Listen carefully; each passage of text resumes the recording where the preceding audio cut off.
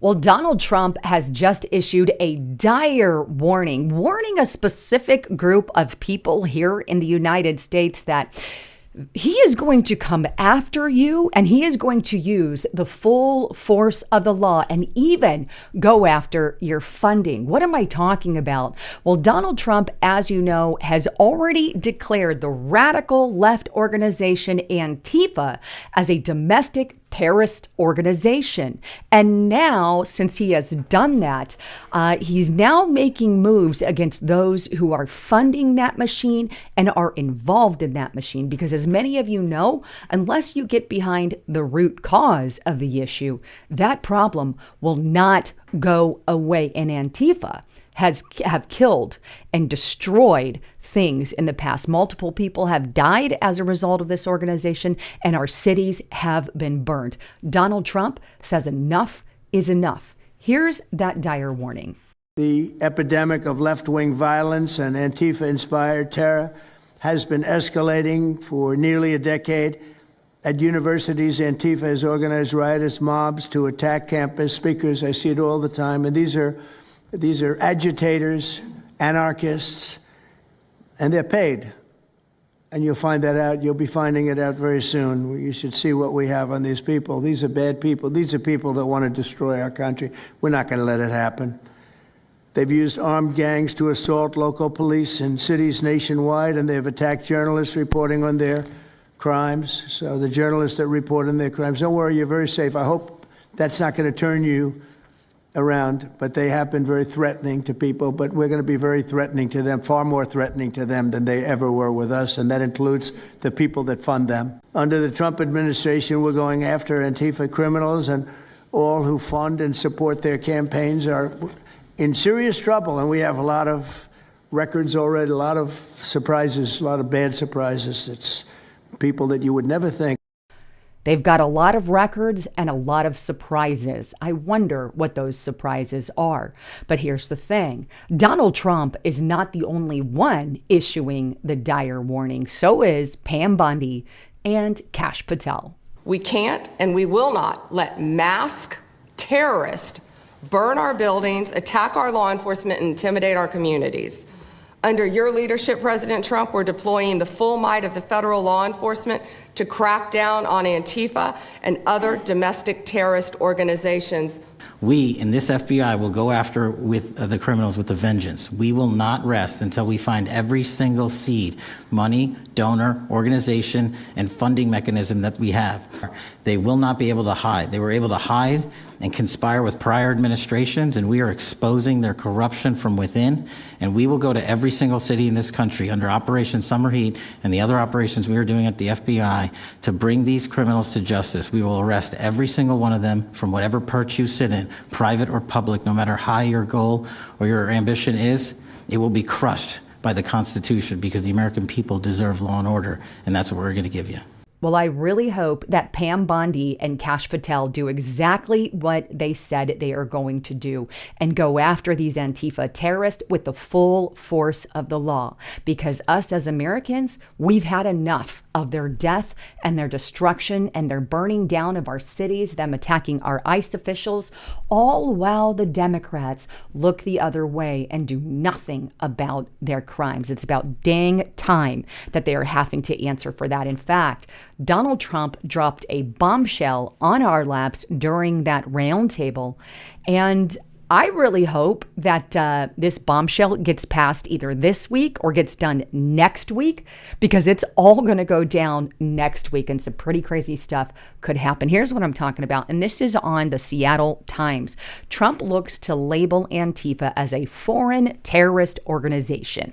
President Trump instructed members of his cabinet to move to declare Antifa a foreign terrorist organization at an event that highlighted his efforts to crack down on the loose collective of far left-wing groups. I think it's the kind of thing I'd like to do, Trump said on Wednesday at the White House in a response to a question about whether he would make that designation. If you agree, I agree. Let's get it done. Trump was joined by Pam Bondi, Kash Patel, Marco Rubio, Kristen Noem, and other officials as he hosted what was cast as a gathering of journalists who said that they had been victims of violence and intimidation by Antifa.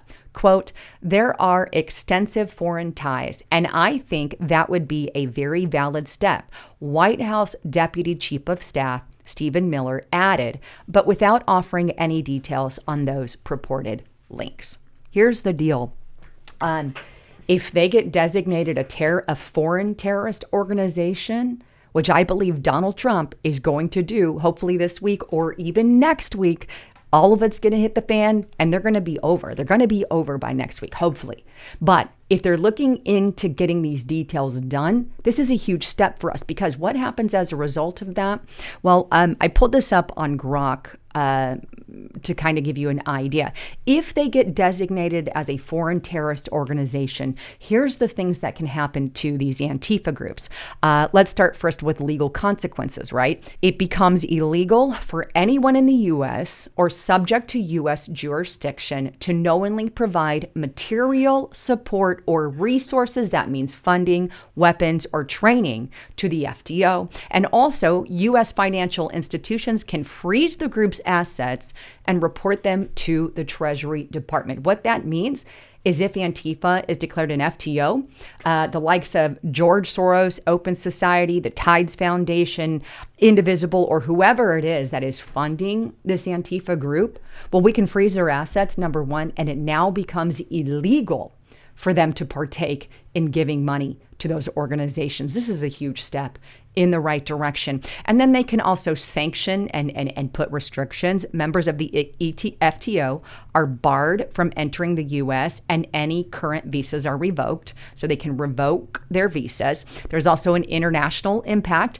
The label signals to allies and the international community that we consider the group a threat. And often encourage some kind of coordinated action against it. It can disrupt the group's ability to operate, fundraise, or even recruit openly. And it goes about the designation process and some of the examples. And by the way, I believe you can have I think it's like a 20-year jail sentence for some of this stuff involved in that FTO. But anyway, this is huge. This could literally stop Antifa in their tracks.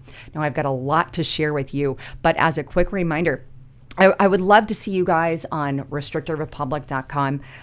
There is so much more going on that I hope you guys get there and find out the information of what's going on, because I'm not sharing all of it on these controlled platforms for a reason. A lot of those videos just get deleted, right? So go to restrictedrepublic.com, sign up today, get that exclusive content, use the coupon code LISA and the number 5 to get it for $5 per month. I really hope to see you guys there. But with all of that, as you know, Donald Trump held with conservative influencers this roundtable on Antifa regarding all the protests that are going on.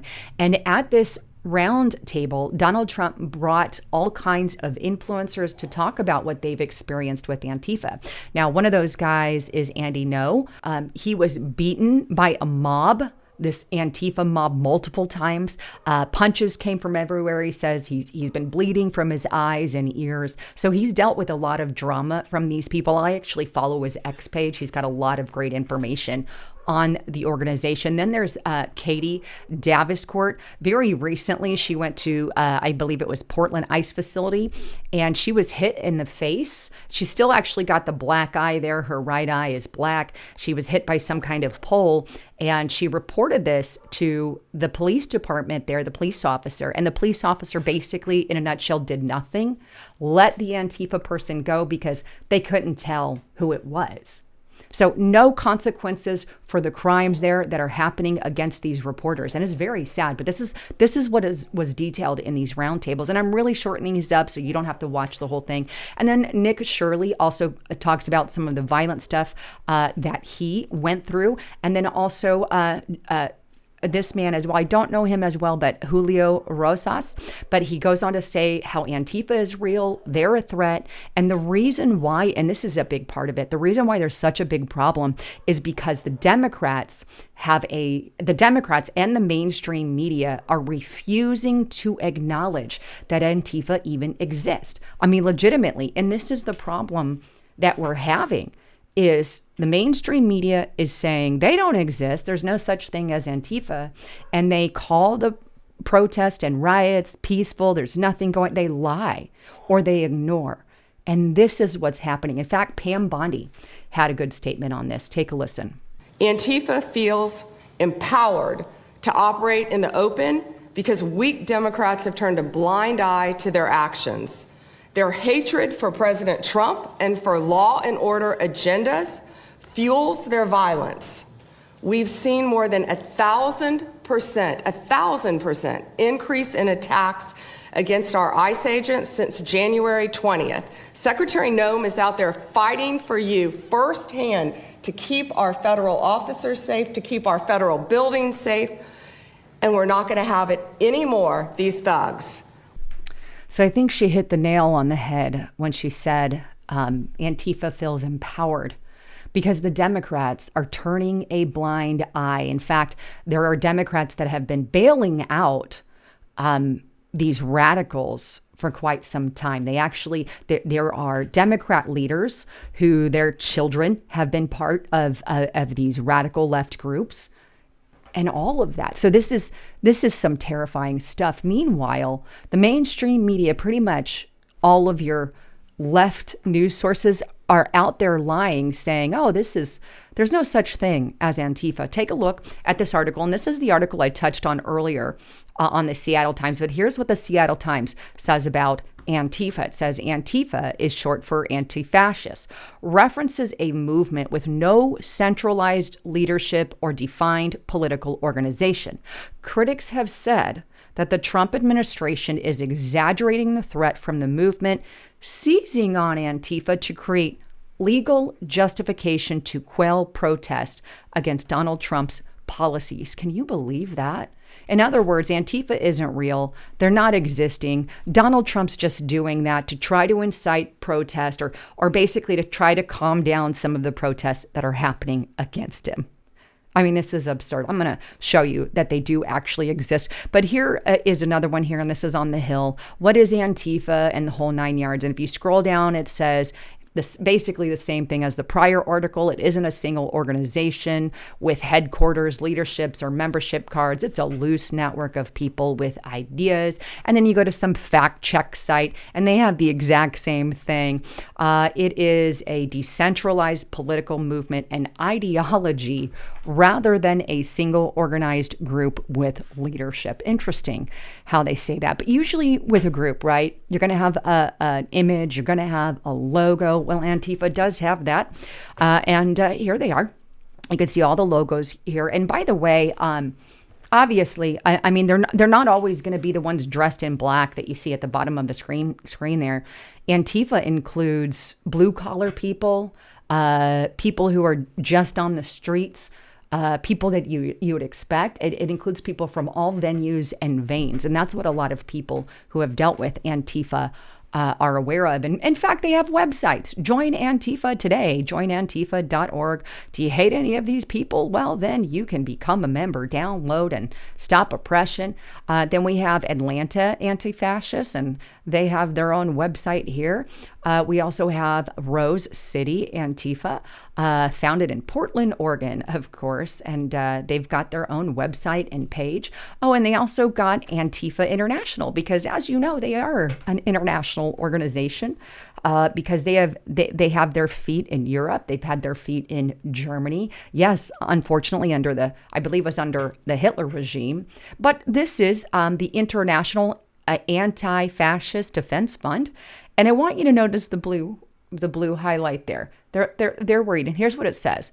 And by the way, this is the organization that you can donate, and it helps support So they have a donation network, they have websites, they have a logo. So, hey, this is it. And they're all over the world.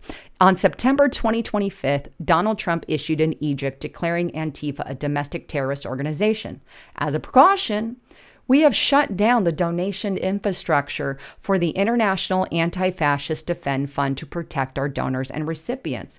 We're currently exploring our options for re-establishing the Defense Fund's infrastructure in a country not currently governed by fascists. And we hope to have good news about that shortly. In other words, we can't do it in the United States of America anymore, so we're going to find another country that will take us, because Donald Trump's a fascist. And so the only reason that you would remove this is because you're afraid. It's because they know who they are, even if the media is denying their existence. This is the proof. You can't tell me they're not an organization when they have a support fund, when they have websites, when they have logos. I mean, all of this tells you a lot more. And then on top of it, some of the people that are in the highest ranks, I guess, of Antifa are running for the hills. Here's Washington Examiner. Antifa leaders flee America as Trump cracks down on the terror network. Several high-profile Antifa leaders have fled the country or are actively making plans to go overseas.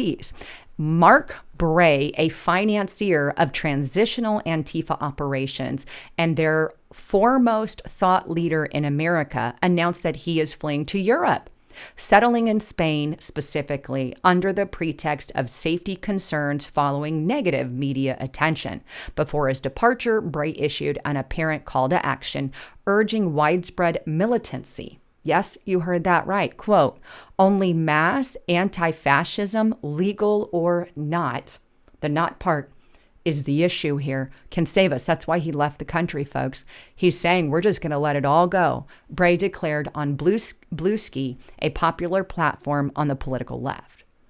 I mean, legal or not, call to action, only mass anti-fascism, legal or not, that's calling for violence. Ergo why he's running. It goes on, Bray, an assistant professor at Rutgers University, will continue teaching classes. That makes you sick, I hope. On terrorism and the history of anti-fascism remotely, despite the petition from students calling for his firing. How can this guy be teaching our children about the history of anti-fascism when that's exactly what he has involved himself in?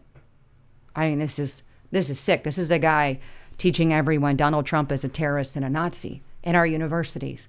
And he's fled the country because he's in trouble. And not only that, there's other ones too that have left. Bray isn't the only one, right? Independent reporter Christian Peterson recently found the leaders of the Rose City Antifa, the site I just showed you, right? The most notorious American Antifa cell holed up in Europe. Caroline Victorian, one of the founding members of the Portland-based Antifa faction, was discovered this week hiding with her husband, a Swedish-born activist and another Rose City Antifa architect in the coastal town of Varberg, Sweden. So they're running, folks. This is great news. I didn't know if they would take them serious, because the truth of the matter is the Democrats baby these people. They ignore what they do. They turn a blind eye. They pretend the organization doesn't exist. They call it some fanciful thing. And when they commit violence, they don't look. Like I did a report just the other day on, I believe it was in Illinois, at an ICE facility, and Antifa was there. And there are reports from the ICE agents. And it may have not, it was in Illinois or Portland. Okay, but there are reports from ICE agents about the police departments there literally raising their fists. This is the information that Kristi Noem was getting from some of the ICE officers, that the police department was raising their fist in solidarity with the Antifa members who were there rioting against ICE. This is the stuff that is happening. Seriously. And police are supposed to be helping people in their time of need, not supporting the violence. I think there needs to be some investigations done on that. And this was the word that we got. And the other thing is Antifa has been at the ICE facilities, blocking them, trying to prevent ICE from doing their job. ICE members have, I believe, have been shot at and I believe murdered in some cases. And their lives have been threatened, put bounties on their heads. I mean, this is the stuff that they're going through. And the Democrats don't care. They're just like, yeah, maybe they shouldn't act that way. And there's a lot of Democrats out there basically saying, oh, it's all justified because of the actions of the Trump administration. So violence, my question is, so are you saying violence is justified because of the way ICE is acting and what Donald Trump said? In other words, you're saying that if you don't do what I do and say what I say, then we're going to allow this to continue and turn a blind eye. They've got so much support by a lot of people in the Democrat Party. It's sickening. It really is. But if you want to get down to the nitty gritty in all of that, like I said earlier, get to Restricted Republic. We do a lot on this program, and it really is a good community of people. We've got a community page. We post five extra videos a week on there that I'm not posting anywhere else. So it's kind of that one-on-one, more of a personal touch, if you will. And I really hope that you get there and support us at Restricted Republic. Justice Night is there as well. But anyhow, with all of that, I love you all. I'm Lisa Haven, signing out.